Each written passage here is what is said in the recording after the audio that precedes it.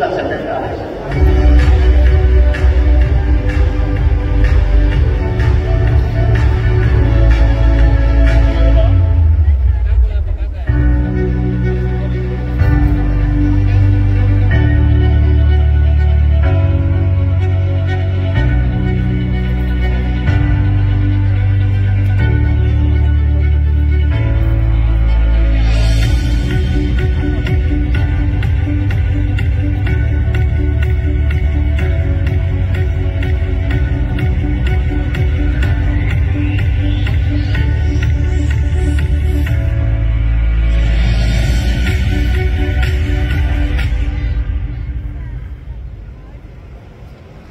मैं जब यहाँ आ रहा था रायपुर के लिए, मेरे साथ लोग हैं 30-35 करीब लोग हैं हम लोग कोटा से जब यहाँ आ रहे थे, तो ट्रेन से हमने ट्रेन पे चढ़ने के पहले नेक्स्ट भी फ्री, तो ट्रेन पे चढ़ने के पहले हमने एक फोटो खींची और हमने वो फोटो भेजी और वाओ अकेडमी ने तुरंत अपने शंखनाद 4 के स्टेटस पे लगा दिया कि डॉक्टर साहब कोटा से बहुत सारे दिलों का ऑपरेशन करने के लिए रायपुर के लिए निकल चुके हैं।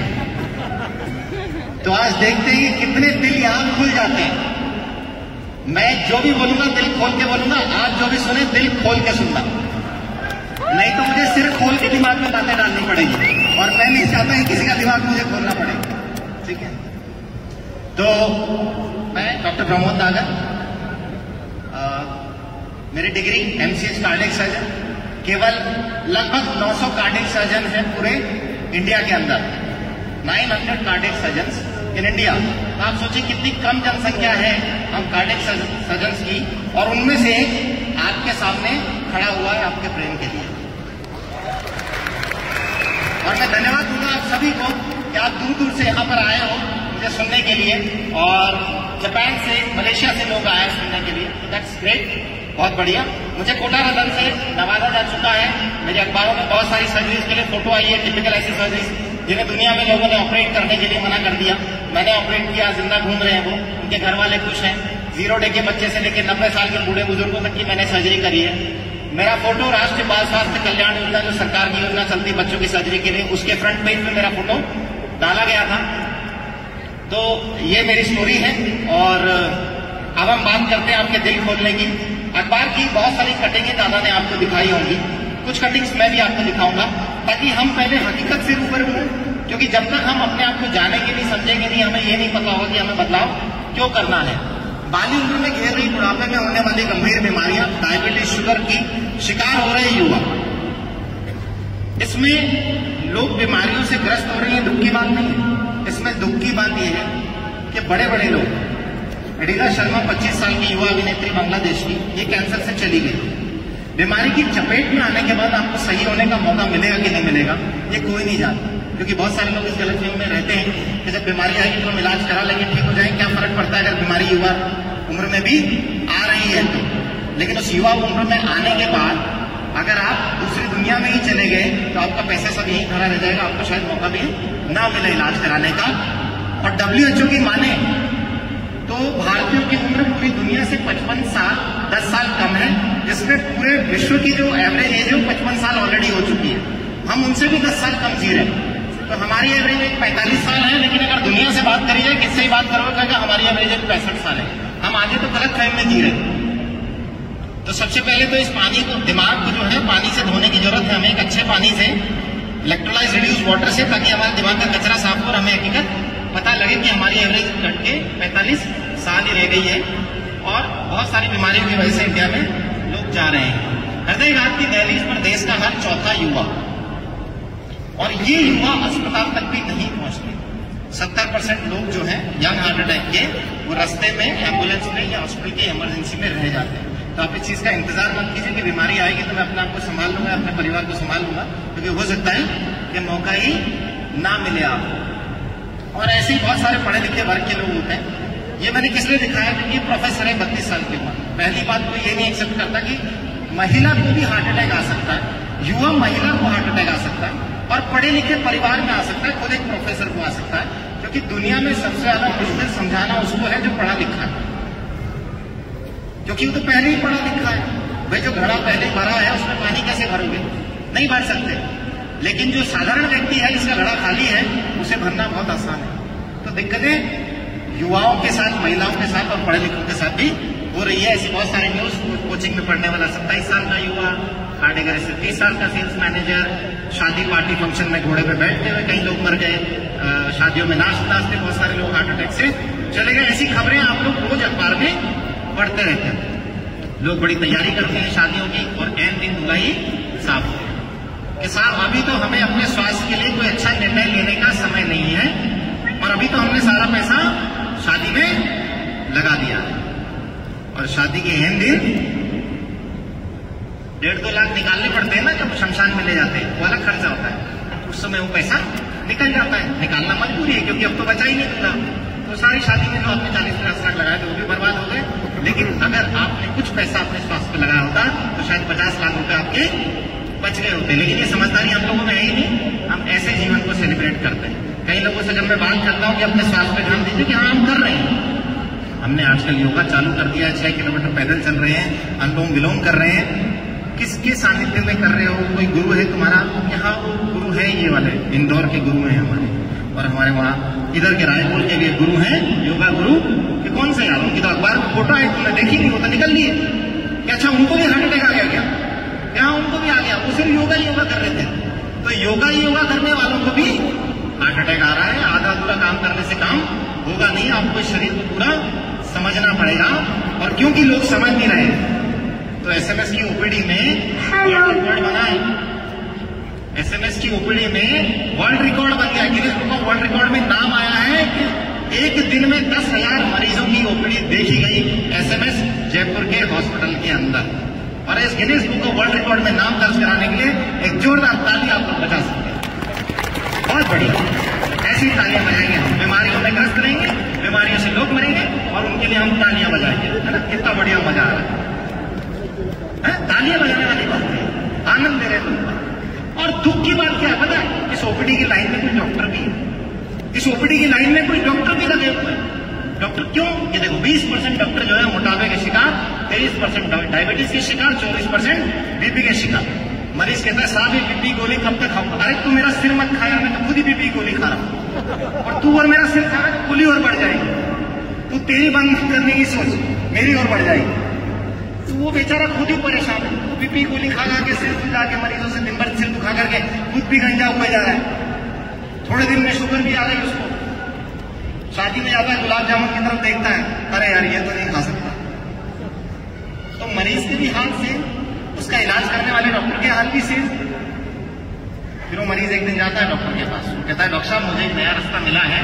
एक डॉक्टर प्रमोद नागर है कोटा से, वो ये बोलते हैं कि यार शुगर ठीक हो सकती है, बीपी ठीक हो सकती है अगर तुम जीवन के सारे जो पैरामीटर हैं उनको सही कर लो और इस शरीर को सही ढंग से समझ जाओ। कह रहे यार कहाँ यार पागलों की सुनते रहते हो।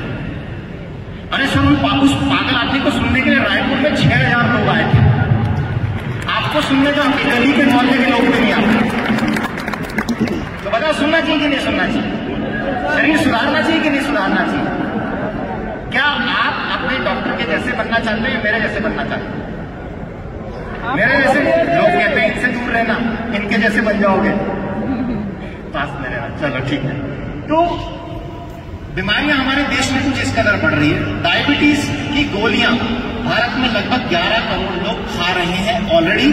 15 करोड़ लोग इस लाइन में लगे हुए हैं कि शुगर की गोलियां उन्हें बहुत ही जल्द चालू होने वाली है। मोटापे के शिकार लगभग 40% लोग ऑलरेडी हैं। 30% लोग उस श्रेणी में जो कहते हैं कि मोटापे से शिकार तो नहीं है पर मोटापे की वजह से इनमें जो बीमारियां आने वाली वो आएंगी। तो 70% आबादी इंडिया की, लगभग 90 करोड़ लोग मोटापे से होने वाली बीमारियों से ग्रस्त होने वाले हैं। BP, sugar, thyroid, heart attack, cholesterol, infertility, ये सब उनको आने वाले हैं। सबकी चपेट में आएंगे और ये कब आएगा? अभी अगले 3-4 सालों के अंदर। तो इस कगार पे इंडिया पहुंच रहा है। ये हमारी जागरूकता है और हम इसके लिए कुछ नहीं करते। और नहीं कुछ करोगे तो अगले 10 साल में हो सकता है आपके परिवार का कोई सदस्य गायब मिल गया, मार्स पे जा सकता है।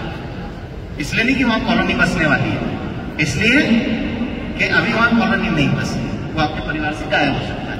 और हमारी लापरवाहियों की वजह से आप ये देखो कि हार्ट की बीमारी से लगभग 24 लाख लोग इंडिया में हर साल शहीद हो जाते हैं।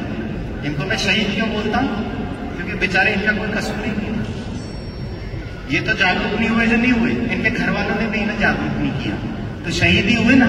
तो 24 लाख लोग हार्ट की बीमारियों से इंडिया में शहीद हो जाते हैं। शहीद होते हैं जो होते हैं, घर वालों का खर्चा और कराते हैं।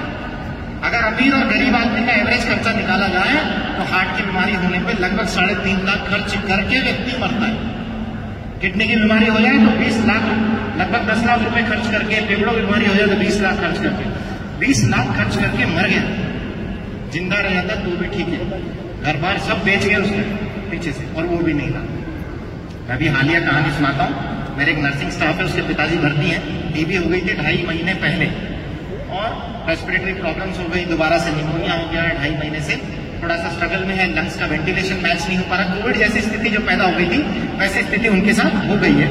मैं रोज उनके साथ जाता हूँ, आईसीयू मिलता हूँ कि आप ठीक हो जाओगे, आपको चिंता करने की जरूरत नहीं है, आप इस वक्त केवल अपने शरीर को संभालने के बारे में सोचो और स्वस्थ होने के बारे में सोचो। और अगर आप ऐसा सोचोगे तो आप स्वस्थ होगे, क्योंकि आपकी मानसिकता आपको सही करेगी। उन्होंने मेरे से कहा 2 लाख रुपए अभी तक मेरे खर्च हो चुके। मैंने कहा अंकल जी, इस आईसीयू से बाहर निकलने की आपकी उम्मीद नहीं है, मैं आपको उम्मीद बना रहा हूं, और आप कह रहे हो 2 लाख रुपए खर्च हो चुके। तो ऐसी जगह पे अगर आपसे धन नहीं छूट रहा है तो तन तो छूटेगा ही छूटेगा। तो मोह तन से कीजिए, क्योंकि अगर तन गया तो तन भी साथ में जाएगा, और ये उसकी सीरीज है ना। तो अपने तन से मोह कीजिए, आप इसको सुंदर बनाइए, इससे अच्छी वस्तु दुनिया में कोई नहीं है। हार्ट अटैक का गणित, ज्यादातर 20 से 40 साल के युवा 50% मरीजों को अचानक आता है अटैक, और धूम्रपान और तंबाकू खाने वाले 70-80% को तो लक्षण का ही पता नहीं लगता। इसलिए जब तक वो अस्पताल पहुंचते हैं उनका सीपीआर चल रहा होता है। खुशकिस्मत कुछ लोगों को एक आधा घंटा बचा लेते हैं, बाकी 70-80% लोग निकल जाते हैं, क्योंकि उन्हें लक्षण ही पता नहीं लगता। क्योंकि लोग कहते हैं यार पता लग जाएगा हमें, कैसे पता? कभी भी यमराज आके आपके घर की घंटी नहीं बजाएंगे। ऐसे थोड़ी घंटी बजाएंगे, मैं आ गया हूं दरवाजा खोल दो, एक को लेने आया हूं, ऐसे घंटी बजती है? घंटी बज जाए तो सब अवेयर हो जाए, नहीं। लेकिन यमराज कभी भी घंटी बजा के नहीं आता, इसलिए हमें ही सजग रहना पड़ेगा। रोज गली में नीचे देखना पड़ेगा कि कोई सींग वाले बैल पे बैठ के यमराज हमारी गली के बाहर तो नहीं घूम रहा, और कहीं हमारे घर में तो नहीं घुसने वाला, है ना। तो आपको अपने घर की दीवारें, अपने शरीर की दीवारों को मजबूत करना पड़ेगा।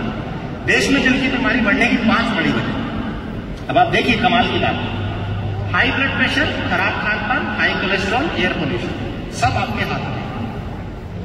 सब कुछ सही किया जा सकता है। अगर सब कुछ सही किया जा सकता है फिर भी लोग अगर हार्ट अटैक से मर रहे हैं तो ये मूर्खता व्यक्ति की स्वयं की है, ना कि ईश्वर का दिया हुआ आशीर्वाद। लेकिन हम किस पे ढोल देते हैं, किस पे डाल देते हैं? प्रभु की जो मर्जी।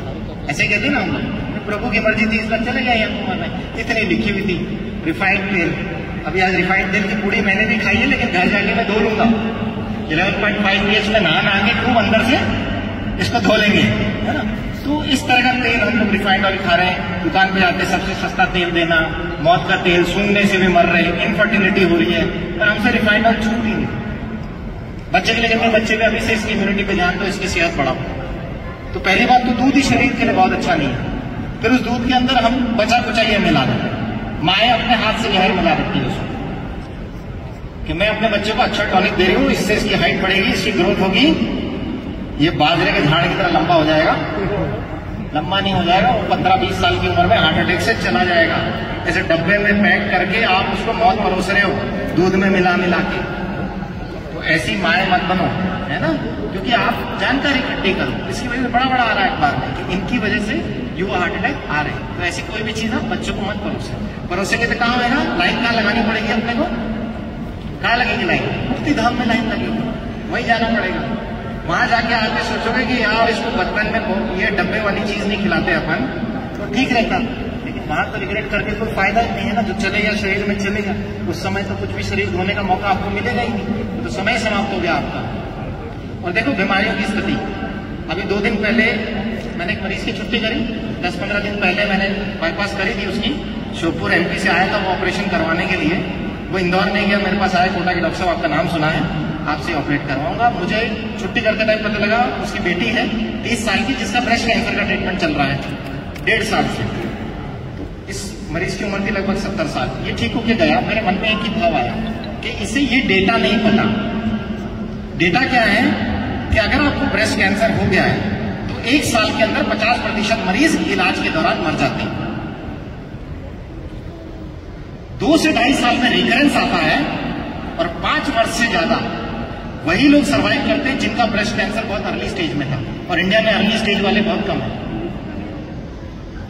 5 साल आप गलतफहमी में जीते हो, उस कैंसर के साथ महिला जीती है, उसके परिवार वाले खुश हो जाते हैं कीमो रेडियोथेरेपी सर्जरी के साथ कि अब ये सुरक्षित है।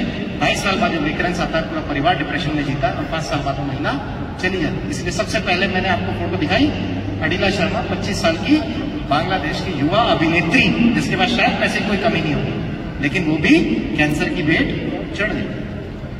आप ये देखते हो कि इस बीमारी का इलाज संभव है। संभव है, मेडिकल साइंसेज बहुत डेवलप हो गई है, इलाज संभव है, लेकिन उस इलाज का नतीजा क्या है?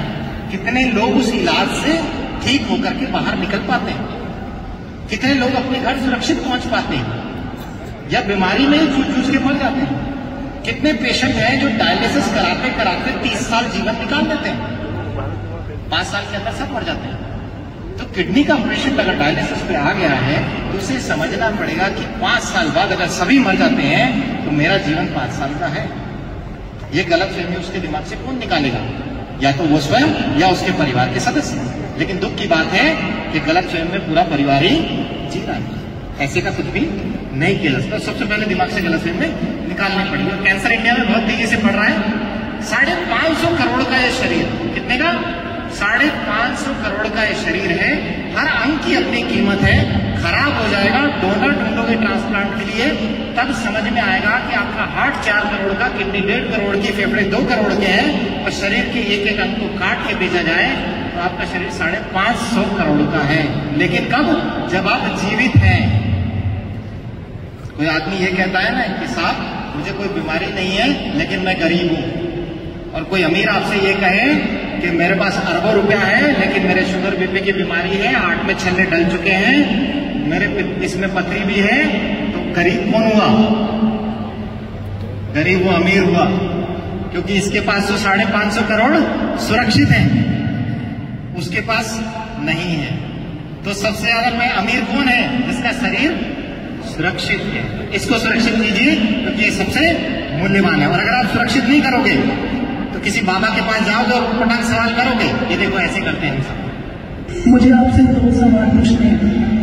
कहते हैं कि अगर समय से पहले कोई चला जाए तो उसे अकाल विलंब कहते हैं, पर अगर भगवान डिसाइड करके भेजता है जाने का समय, तो समय से पहले कोई कैसे जा सकता है?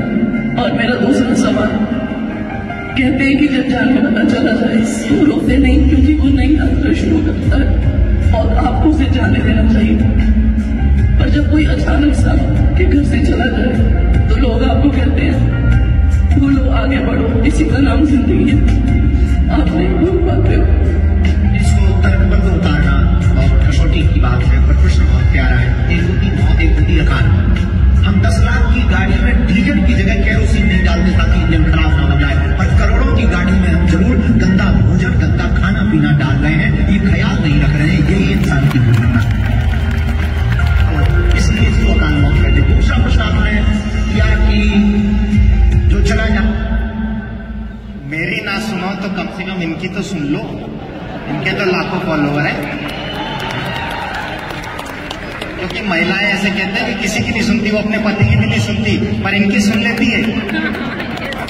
तो वहां जाकर के ऐसे उटपटांग सवाल मत पूछना, क्योंकि ये खुद कह रहे हैं कि जब गंदा डालोगे इसमें तो अच्छा बनेगा कहां से? ये तो रोने के अलावा आपके जीवन में कुछ बचेगा नहीं। और ये क्यों गंदा होगा? क्या डालते हैं हम शरीर में? क्या जाता है इसमें? आपके शरीर में क्या जाता है? हवा, पानी, भोजन के अलावा क्या देते हैं शरीर? कुछ नहीं चीज। साफ हवा, साफ पानी और साफ भोजन, ये चाहिए। और इसकी स्थिति देखो आप, दिल्ली में रहने वाला 50 सिगरेट के बराबर धुआं सूंघ रहा है, राजस्थान में रहने वाला 10 सिगरेट के बराबर, एमपी में रहने वाला 10 सिगरेट के बराबर। इतनी गंदी तो हमारी इंडिया की एयर। तो ब्राइन कैसे नहीं जाएगा? दादा ने आपको बताया कि ब्राइन क्या रहा भी नहीं, सांस भी नहीं ली गई उससे। इंडिया छोड़ के चले जाओ। इतनी खराब हवा के अंदर हम जब जी रहे हैं, इतनी गंदी हवा हम दिन रात सूंघ रहे हैं, इसका ऑक्सीडेटिव स्ट्रेस जो हमारा झेल रहा है शरीर, तो बीमार होना संभव है। हाइब्रिड सब्जियों में केमिकल से बढ़ा रहे उत्पादन मानव स्वास्थ्य के लिए खतरनाक है। ऐसी लाल पीली नीली हरी कॉलेज की लड़कियां ही अच्छी लगती है, सब्जियां स्वास्थ्य के लिए अच्छी नहीं, जीवन खराब कर देंगे। हाँ, वो लाल पीली नीली लड़कियां भी जीवन खराब कर सकती है अगर आपके जीवन को दिशा सही नहीं मिले। तो ये लाल पीली नीली सब्जियां भी आपके जीवन को अंदर से खराब कर देंगी, क्योंकि इनमें सब रंग ऐसे ऐसे कलर केमिकल कंपाउंड है जो आपका शरीर पहचानता भी नहीं कि इसका क्या करना है। अभी रिसेंटली आया था सिंगापुर के जब मसाले बैन हुए, इंडिया से जो मसाले एक्सपोर्ट हो रहे थे कि इनमें बहुत केमिकल पेस्टिसाइड आया।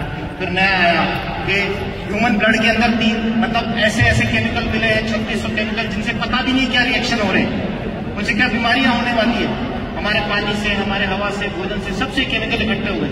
अभी तो स्टडीज होनी बाकी इनसे क्या बीमारियां होंगी। उसके पहले तो हमने सब केमिकल ले लिए यहाँ से, है ना, ये रंगीन सब्जियों से। 5 साल में 40% बड़े पथरी के मरीज, वजह फास्ट फूड मिलावट, हार्ड वाटर, शराब। अभी तो आरओ भी नहीं लग रहा, 500 TDS के ऊपर का पानी आपके शरीर के लिए भारी हुआ, एब्जॉर्ब ही नहीं होता। लोग कहते हैं पानी पीते रहो, हाइड्रेशन करते रहो। 500 TDS का पानी आपकी बॉडी हाइड्रेट ही नहीं कर सकता। अभी तो हम आरओ तक नहीं पूछे। दुख की बात है कि कैंसर के डॉक्टर के पास में गया और मैंने उनसे सवाल किया कि आज की डेट में कैंसर इतना क्यों बढ़ रहा है। उन्होंने कहा कोई ऐसी कुछ विशेष वजह नहीं है, बस बढ़ रहा है। कि पेस्टिसाइड से नहीं होता, ये गंदे पानी से नहीं होता, ये गंदे भोजन से नहीं होता, बस इसका कोई कारण ही नहीं है, बस हो जाता है, जेनेटिक है, जीन में ये अल्ट्रेशन हो जाता है, ये चेंज आ जाता है, उससे कैंसर हो जाता है। उसने कहा हम तो नल का पानी पीते हैं, हमारे तो डायरेक्ट जो नल का पानी आ रहा है सरकारी वो हम पी लेते हैं, कैंसर वैंसर तो ऐसी कोई चीज नहीं। कौन है ये? कैंसर का डॉक्टर है, ये इस तरह की बात कर रहा है। थोड़ी देर हमारी बात हुई, मेरा अच्छा मित्र है, मित्रों से अच्छा प्रेम रखना चाहिए। कभी ये कह के नहीं उठना चाहिए कि भाई अगला नंबर तेरा। प्रेम व्यवहार अपनी जगह, उसका दिमाग अपनी जगह, क्यों अपन सबके दिमाग का ऑपरेशन करें।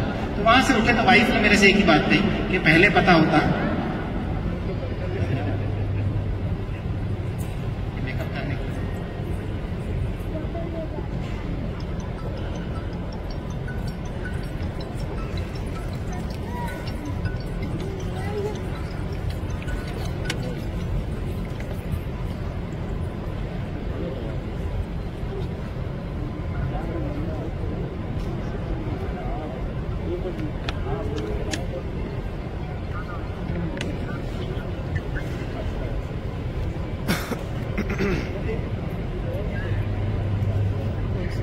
सब में 40% बड़े पथरी के मरीज, वजह फास्ट फूड मिलावट, हार्ड वाटर और ऐसा गंदा पानी भोजन हमारे शरीर में जाएगा तो बीमारी कैसे नहीं बढ़ेगी।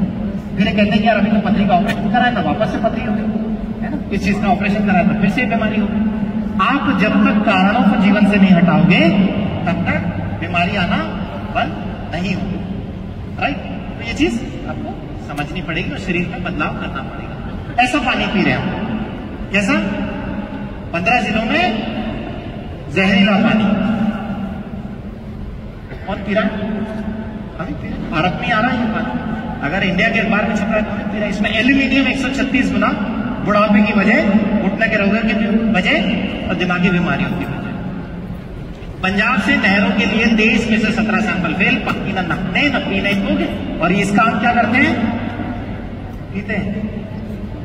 तो जो कैंसर वाला डॉक्टर है उसने मुझे वो पानी पिला दिया जो मेरे लिए नहाने योग्य भी नहीं था। यार 1 ग्लास से कोई फर्क नहीं पड़ता, दुख होता है कि वो रोज इसे पी रहा है। अगर आप में से भी अभी तक कोई इसे रोज पी रहा है तो आज से छोड़ दीजिए, क्योंकि नंबर अगला आपका भी हो सकता है।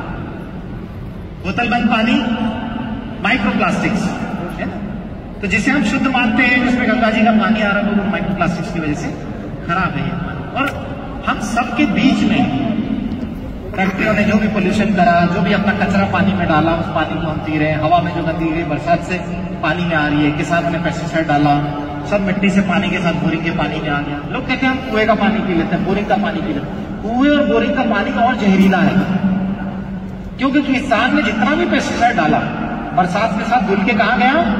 तो सब जमीन के अंदर, तो सब कहाँ इकट्ठा है? नीचे जमीन। तो बोरिंग का पानी तो और खतरनाक है आपके लिए, क्योंकि उसे फिल्टर ही नहीं किया गया, सारा जहर उसके अंदर। तो हम सबके बीच में, चक्रव्यूह के बीच में, और इसकी वजह से हम ऑक्सीडेटिव स्ट्रेस झेलते हैं। और ये ऑक्सीडेटिव स्ट्रेस क्या है? सड़ने वाली क्रिया। इस तरह टमाटर की तरह आपका शरीर सड़ गया। यही हमारी कोशिकाओं के अंदर चल रहा है। अभी कोई बोलेगा साहब टमाटर तो दिखता है, शरीर कहाँ दिखता है? तो आओ भाई, चाकू लाओ, अभी खोल के दिखाते हैं एक आधा का शरीर, क्योंकि मेरा काम है रोज खोलने का। जब मैं आदमी की छाती खोलता हूं तो अंदर से दिख जाता है कि इसने अपने शरीर को कैसे टमाटर की तरफ बना रखा है। ये लाल टमाटर, ये सड़ा हुआ टमाटर। ऐसा सड़ा हुआ टमाटर है तभी तो आया ना मेरे पास ऑपरेशन कराने के लिए। ऐसा होता थोड़ी आना पड़ता मेरे पास, लेकिन फिर भी मेरे पास मरीजों की कोई कमी नहीं आने वाली, क्योंकि मुझे पता है कि इनकी संख्या ज्यादा है और ये बढ़ती रहेगी, क्योंकि लोगों को बात समझ में नहीं आने वाली। ये सारा ऑक्सीडेटिव स्ट्रेस ही कारण है हमारे शरीर में सब तरह की बीमारी, चाहे वो ब्रेन की बीमारी हो, चाहे डायबिटीज की बीमारी हो, थायराइड की बीमारी हो। तो हमें शरीर में ठीक करने के लिए करना क्या है? केवल हमारे शरीर के ऑक्सीडेटिव स्ट्रेस को सही करना है, चाहे वो हवा से हो रहा हो, गंदे भोजन से हो रहा हो, पानी से हो रहा हो। आपने जैसी ऑक्सीडेटिव स्ट्रेस को सही करा, आपका शरीर सही हो जाए। और इस ऑक्सीडेटिव स्ट्रेस को सही करने के लिए हम क्या करते हैं? हमारे घर में कोई बीमार होता है तो हम क्या करते हैं? ऑक्सीडेटिव स्ट्रेस सही करते हैं, नहीं करते? क्या करते? दवाई खा लेते और स्ट्रेस पैदा करते। 7 महीनों में बच्चों के 6 गर्भ में जानलेवा केमिकल मिला, 140 बच्चे मर गए। फर्क पड़ता है किसी? मरे हुए नहीं, जिसका मरा वो जाने, हमें क्या फर्क? अरे वो वहां के मेडिकल के कफ सिरप में होगा जहर। हमारे यहाँ मेडिकल वाला तो हमारा जानकार है, अच्छी दवाई रखता है, हम अपने बच्चे को सुरक्षित रख रहे हैं कफ सिरप पिला पिला। तुम्हारा बच्चा नहीं।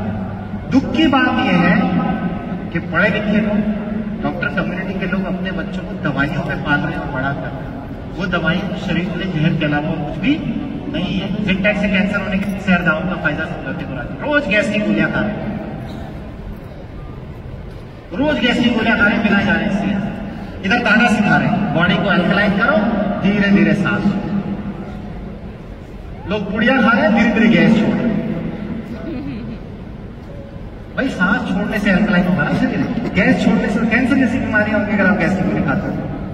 तो सांस छोड़नी है, ब्रीदिंग एक्सरसाइज करनी है, गलत तरीका, दूसरी जगह सांस छोड़ रहे, वो वाला नहीं करते। एंटीबायोटिक से गलत इस्तेमाल के कारण देश में सेप्सिस से 44% लोग मरे। दवाइयां असर ही नहीं कर, जब आप अस्पताल जा रहे हो, बीमार हो रहे हो, दवाइयां आप पे असर ही नहीं कर, क्योंकि आप ऑलरेडी इतनी दवाइयां खा करके अपने शरीर को खराब कर चुके। तब दवाई भी आपके काम की नहीं है। तो जब दवा ना लगे तो क्या करना है? दुआ करना है। तो हम क्या कहते हैं? हम इसकी ले जाकर के सेवा करो। तो कहीं आपने अपने शरीर को ऐसा तो नहीं कर लिया कि जब आप अस्पताल जाओ तो डॉक्टर आपसे आपका ये कहे कि अब आप इसकी सेवा करो और अब इसको दवा काम नहीं करेगी, अब इसको दुआ ही काम करेगी। दुआ काम करेगी का मतलब समझो कि अब ये मरने वाला है, मंदिर में ले जाके मत पटको उसको, ठीक है? ये एक बहुत इंटरेस्टिंग कहानी है। जब भी इस कहानी को पढ़ता हूं मुझे हंसी आती है। आप भी इस कहानी को सुनिए। हमारे बहुत फेमस कार्डियोलॉजिस्ट है ये, इनके पास एक मरीज आया होगा, उसकी कहानी उन्होंने ओपीडी की लिखी है। एक मरीज 28 वर्षीय महिला मेरे पास पैरों में सूजन की शिकायत लेकर आई। मुझे हल्की खांसी थी, जिसके लिए मैंने कुछ कफ सिरप लिया, जिससे मुझे बहुत तेज धड़कन होने लगी। मैं अस्पताल गई, उन्होंने मुझे धड़कन के लिए कुछ इंजेक्शन दिए, जिसके परिणाम स्वरूप कुछ एलर्जिक रिएक्शन हुआ।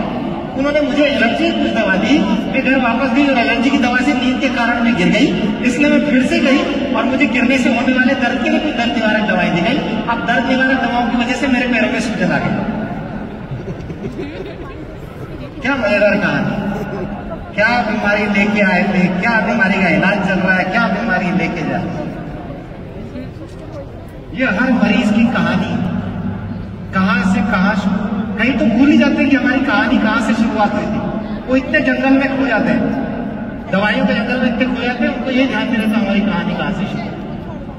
कारण है, जब भी हम अपने शरीर को स्वस्थ करने की बात करते हैं, हम हमेशा ये देखते हैं कि ये बंदा दिखता कितना सुंदर है, कितना अच्छा दिखता है। आपका अच्छा दिखना आपकी फिटनेस है, लेकिन आपके अंदर की सुरक्षा, अंदर की सुंदरता, ये आपकी हेल्थ। आपकी हेल्थ निर्भर है इस चीज पे कि आप शरीर में क्या डालते हैं, कैसा हवा पानी भोजन आपके शरीर में जा रहा है, वो आपके हेल्थ को डिसाइड करता है। और आप जो एक्सरसाइज करते हो वो आपकी फिटनेस को डिसाइड करता है। हम किस पे ध्यान दे रहे हैं? फिटनेस पे। लेकिन अगर आपको अच्छी उम्र चाहिए, बिना बीमारियों का जीवन चाहिए, बीपी शुगर जैसी समस्याएं नहीं चाहिए, जीवन में कैंसर नहीं चाहिए, तो आपको हेल्दी होने की तरफ ध्यान देना पड़ेगा, ताकि फिट होने की तरफ। इसीलिए आपके योग गुरु चले गए, क्योंकि वो क्या कर रहे थे? वो अपनी फिटनेस पे ध्यान दे रहे थे। 100 किलोमीटर 11 घंटे दौड़ के इंदौर का युवक हार्ट अटैक से मरा। कितने? 100 किलोमीटर 11 घंटे का रिकॉर्ड है। आप गूगल पे सर्च करना आपको मिल जाएगा। 40 साल का हार्ट अटैक से मर गया। क्यों मर गया? क्योंकि सारा ध्यान कहाँ था? फिटनेस। करना क्या है? दादा क्या बना रहे हैं सब? मैं क्या बनाना चाहता हूँ? लोग क्या बनना चाहते हैं? फिट। तो फिट बनने से काम नहीं चलेगा, आपको हेल्दी बनना पड़ेगा, तो आप बीमारी मुक्त रहेंगे। इस टेबल का टॉप बहुत अच्छा दिख रहा है, ये फिट है, लेकिन नीचे से हेल्थ का पहिया सरका हुआ है। क्या कोई इस टेबल पर खड़े हो सकता है? कोई नहीं खड़ा होगा। उसे पता है कि टेबल गिरेगा, क्योंकि इसका हेल्थ का पाया कमजोर है। टेबल का सतह ऊपर से बहुत अच्छा दिख सकता है, जैसे कि लोग ऊपर से दिख रहे हैं, लेकिन नीचे से पाया गया हुआ है। इस पे आप खड़े हुए टेबल टूट के बिखर जाएगा और आप भी निकल लोगे। हेल्थ नीचे के पायों की मजबूती से डिसाइड होती है, फिटनेस ऊपर का सरफेस है, आप उसे मजबूत। गाड़ी है मेरे पास, जब भी गाड़ी को लेकर निकलता हूं, गाड़ी में सब होना चाहिए। उसके टायर भी होने चाहिए, स्टीयरिंग भी होना चाहिए, ब्रेक भी होना चाहिए, एक्सीलरेटर भी होना चाहिए, इंजन भी होना चाहिए, तब गाड़ी। ऐसे कितने लोग हैं जो बिना स्टीयरिंग की गाड़ी चलाते हैं? कोई है आप में से जो बिना स्टीयरिंग की गाड़ी चलाता है? अच्छा, आप में से कोई है जो बिना पहिए की गाड़ी चलाता है? अच्छा, कोई है ऐसा जो बिना इंजन की गाड़ी चलाता है? अरे यार, एक ही चीज तो हटाई इतनी बड़ी गाड़ी में से, क्या दिक्कत? अच्छा, बिना ब्रेक की तो चला सकते हैं ना? बिना ब्रेक की गाड़ी चलाने में क्या दिक्कत है? इंजन लगा है, टायर लगे, स्टीयरिंग लगा है, एक्सीलरेटर लगा है, बिना ब्रेक की चलने में क्या दिक्कत है? ठुक जाएगी, एक्सीडेंट कर दोगे, निकल लोगे कहीं। जब गाड़ी को लेकर के इतना समझ आ रहा है, तो शरीर जो गाड़ी है, जो सबसे बढ़िया गाड़ी भगवान ने बनाई है, इसको लेके समझ में क्यों नहीं आ रहा? तो इसी कदर में वैसे ही करो आप। ये शरीर आपका 5 तत्वों से बना है। जब तक इसके तालमेल को आप सही नहीं करोगे, इन तालमेल को बराबर नहीं बिठाओगे, पृथ्वी, वायु, आकाश, भोजन, अग्नि, इन 5 तत्वों का जब तक तालमेल बराबर नहीं होगा, जिस परसेंटेज में ये है, तब तक हमारा शरीर स्वस्थ नहीं हो सकता। और शरीर का सबसे बड़ा हिस्सा क्या है? पानी, 70%। तो डेटा कहता है कि आपकी जो हेल्थ है वो 20% आपकी एक्सरसाइज डिसाइड करती है और 80% आपका भोजन। तो किसको सुधारना है हमें? भोजन को सुधारना। आप भोजन सुधारेंगे, आपका शरीर सुधर जाएगा। और इसमें सबसे बड़ा हिस्सा किसका है? पानी का। 70% आपकी बॉडी वाटर है। बहुत सारे फंक्शन है इसके, हर जगह पे अलग अलग। डॉक्टर डेव बैटमैन कहते हैं, बुक लिखिए, your body is many cries for water, you are not sick, you are thirsty. ये कहते हैं कि आपके शरीर का सॉलिड हिस्सा 25% है और 75% पानी है। आप दवाई खा के अपने शरीर के केवल 25% हिस्से को सही करने का प्रयास करते हैं, लेकिन अगर आप अपने शरीर का 70-75% हिस्सा सही कर लो, तो आपके सही होने की संभावना बढ़ जाएगी। तो बीमारी ठीक करने का भी सबसे अच्छा तरीका क्या है? कि एक अच्छा पानी हमारे जीवन में हो, तो आपके बीमारियों से ठीक होने की संभावना बढ़ जाएगी। और कैसा अच्छा पानी हमें पीना चाहिए?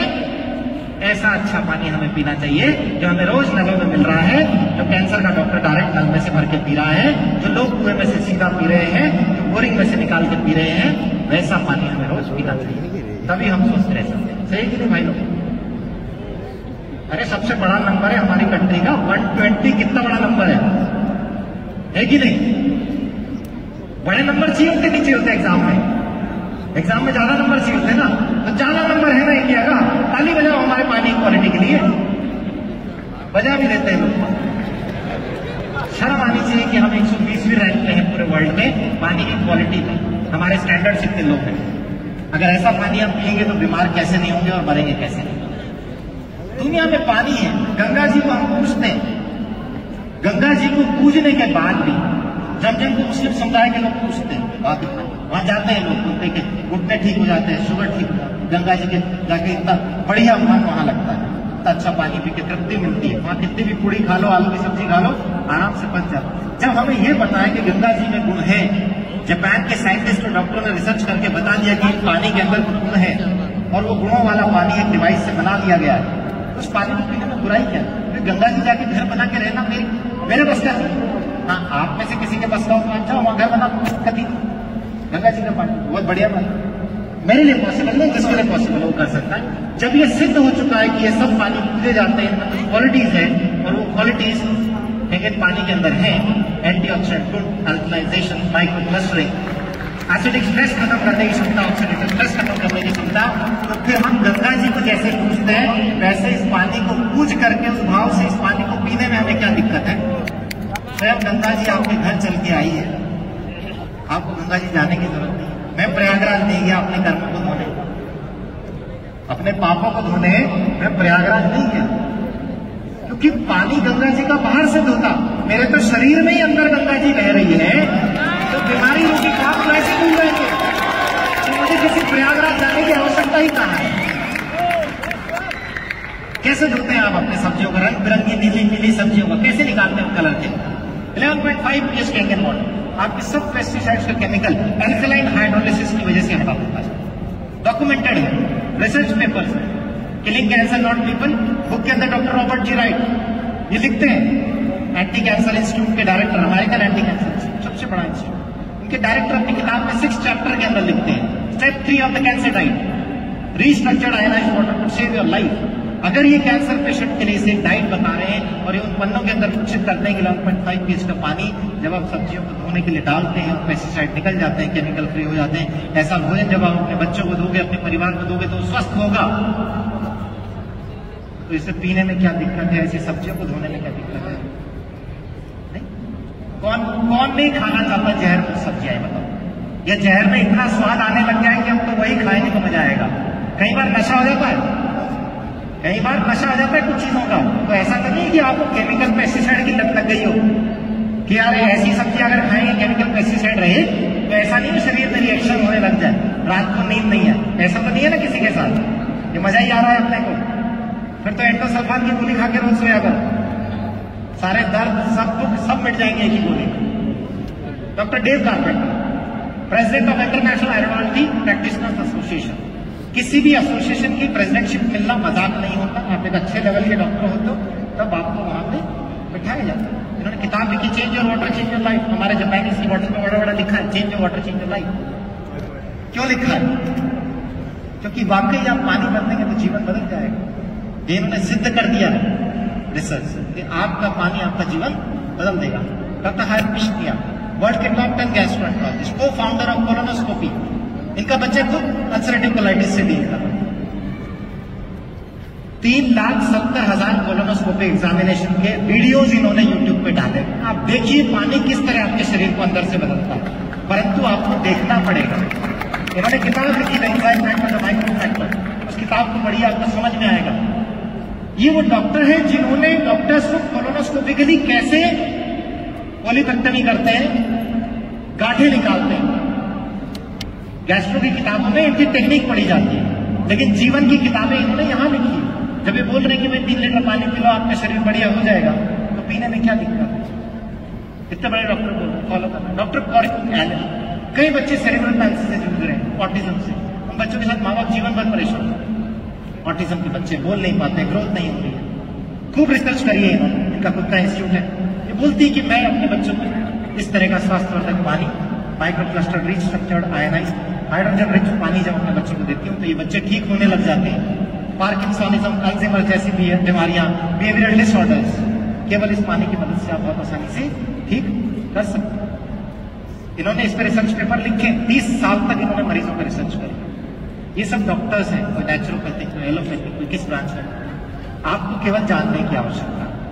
शैंगलैंग, इंजीनियर, साइंटिस्ट, इन्वेंटर, ये खुद कहते हैं science is made it simple and easy to remove acidic waste product from body. शरीर से गंदगी बहुत आसानी से एक अच्छे पानी की मदद से धोई जा सकती है, और ये विज्ञान ने आपके लिए कर दिया है। आप क्यों रोने जा रहे हो वहां गंगा जी से जा जाके ऐसे डिब्बी डिब्बी भर के पानी लाना? आपके घर में लीटरों पानी आएगा, टंकियों भर के पानी आएगा, आपको बस उसे घर पे लाने की आवश्यकता है। Doctor Peggy Parker, naturopathic physician, biological medicine, किताब लिखी body heals themselves, why am I still sick. अगर शरीर खुद से ही सही हो जाता है तो मैं अभी भी बीमार क्यों हूं? क्योंकि शरीर को खुद से सही होने के लिए कुछ तो चाहिए होगा ना। जब तक आप धोगे नहीं शरीर सही कैसे होगा, है ना? आप ऐसे ही माथा पकड़ के बैठे रहोगे। आयनाइज्ड वाटर प्रोटोकॉल, स्पेन ने और अपने रिसर्च पेपर्स में इन्होंने लिखा है किस तरीके से ये पानी आपके ऑक्सीडेटिव स्ट्रेस को खत्म करता है, अपनी किताबों में इन्होंने लिखा। डॉक्टर शेरी रॉजर्स, MD इम्यूनोलॉजिस्ट, हम बच्चों की इम्यूनिटी बढ़ाने की बात कर रहे हैं, कुछ डब्बे खिला करके, दूध में मिला करके, लेकिन इम्यूनिटी कैसे बढ़ेगी? आप जब शरीर को डिटॉक्सिफाई करेंगे, किताबें इन्होंने लिखी है, डिटॉक्सिफाई और डाई, या तो शरीर को साफ कीजिए या मर जाइए। शुद्धिकरण, साफ गंगा जैसा पानी आपका कर सकता है। How to cure diabetes, is your cardiologist killing you the cholesterol और pain, arthritis, high cholesterol, heart की बीमारी, डायबिटीज, सबका इलाज की किताबों में। ये रिसर्च के बाद इन्होंने लिखी है, पर दुख की बात है कि अभी तक पढ़ी नहीं गई। अगर पढ़ ली गई होती तो मुझे 6,000 लोगों के बीच में आके इसको समझाने की आवश्यकता नहीं पड़ती। डॉक्टर हॉस्पिटल, वास्कुलर सर्जन, खून की नसों की सर्जरी करते हैं, मतलब पता है किसके रगों में कितना गंदा खून बह रहा है। यही कहते हैं कि अगर आपको अपने रगों में अच्छा खून चाहिए तो आपके खानदान का अच्छा होना जरूरी नहीं है, शरीर में अच्छे पानी का होना जरूरी है। नहीं भाई, तेरी रगों में तो पानी बह रहा है, जहर बह रहा है, आपके रगों में अच्छा खून बहेगा, बशर्ते आपको नहीं, पानी की मुझे जरूरत नहीं है, अच्छे पानी की जरूरत है। तो आपके रगों में अच्छा खून हो सकता है, बशर्ते पानी अच्छा हो, उसके लिए आपके खानदान का अच्छा होना जरूरी नहीं है। आगे आपका फिर खानदान अच्छा हो जाएगा, आपके बच्चे अच्छे हो जाएंगे जब वो अच्छा पानी पिएंगे, खानदान ही बन जाएगा। डॉक्टर हिमेशु हयाशी, जापानीज, कार्डियोवास्कुलर सर्जन, मेरे जैसे हार्ट सर्जन,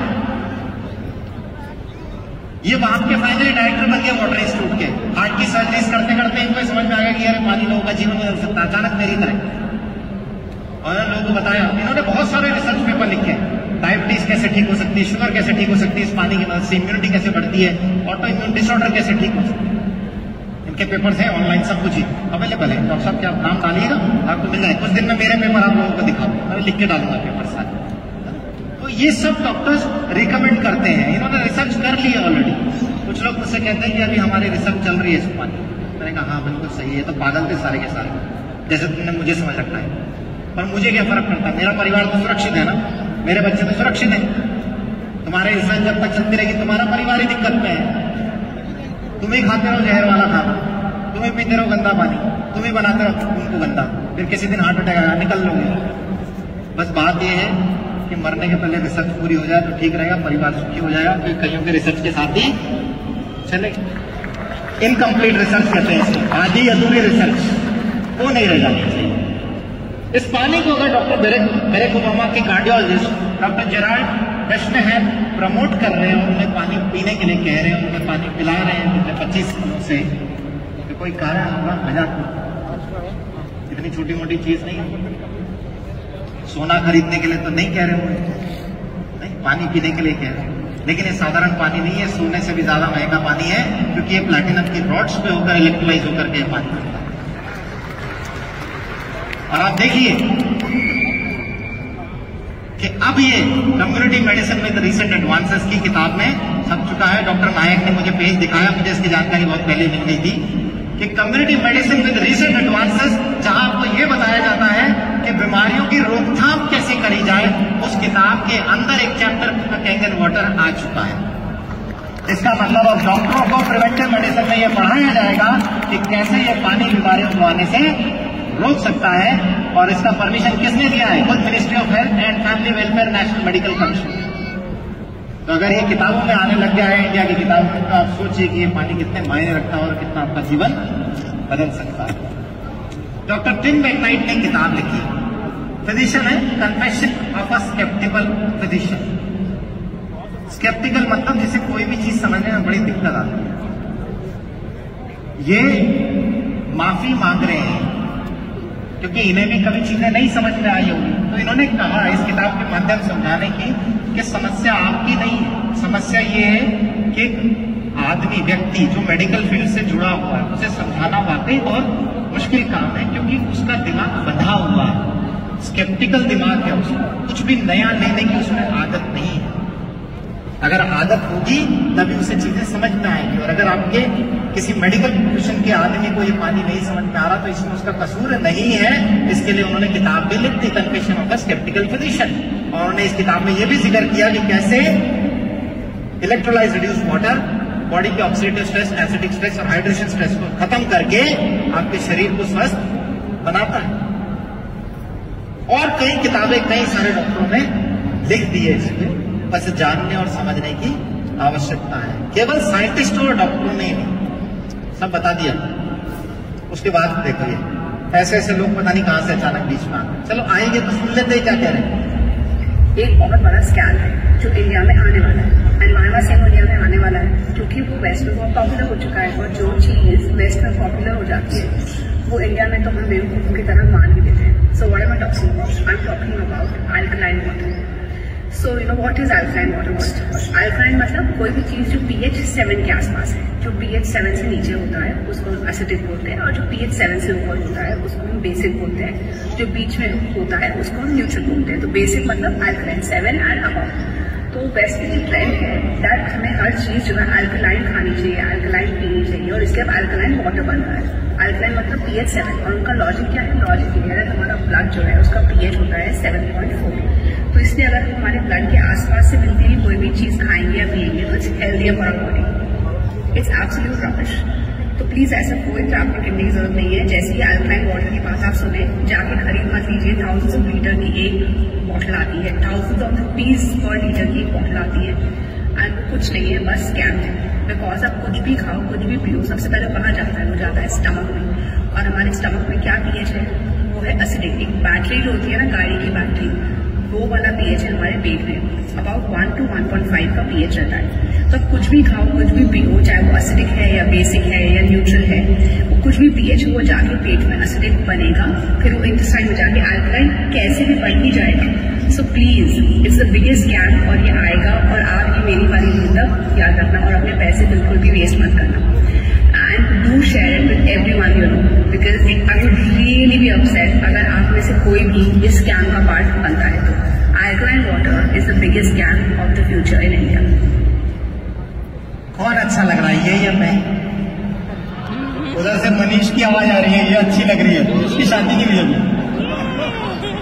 इसका फैन फॉलोअर बहुत है, सब ग्रुप में सर्कुलेट होगा। ऐसे यार भाई पसंद आ गई, कर ले शादी कर ले, पानी पिएगी तो बुद्धि थोड़ी सुधर जाएगी। इतने सारे डॉक्टर्स के बारे में मैंने बताया, इतने सारे रिसर्च पेपर हो गए, इतने सारे साइंटिस्टों ने बता दिया, वो सब एक तरफ है। और इन जैसे मूर्खों की हम बात मान लें, ताज्जुब की बात है कि हम मान लेते हैं, ताज्जुब की बात है कि आप मानते हैं, आपके दोस्त मान लेते हैं, और इस तरह के वीडियो सर्कुलेट करते रहते हैं, जिन्हें ये भी नहीं पता कि आयनाइज्ड एल्कलाइन और एल्कलाइन का फर्क क्या है। और इस चीज को ये कंपनियां कैश करती है। लिखा है purified water, electrolytes, potassium carbonate, potassium bicarbonate, magnesium sulphate. पानी में चूना डाल के अल्कलाइन बनाने जैसा है। पानी में साबुन घोल के क्यों नहीं पीते रोज? उससे ज्यादा अल्कलाइन तो कुछ भी नहीं है, सारा शरीर साफ हो जाएगा। गलत जानकारी के अभाव में, गलत जानकारी की वजह से आप ऐसे लोगों से गुमराह हो। हम बात करते हैं ionised alkaline, hydrogen rich water. लेकिन एक वीडियो आ गया, एक सुंदर सी लड़की ने कोई बकवास कर दी, मनीष जैसे लोग फिदा हो गए।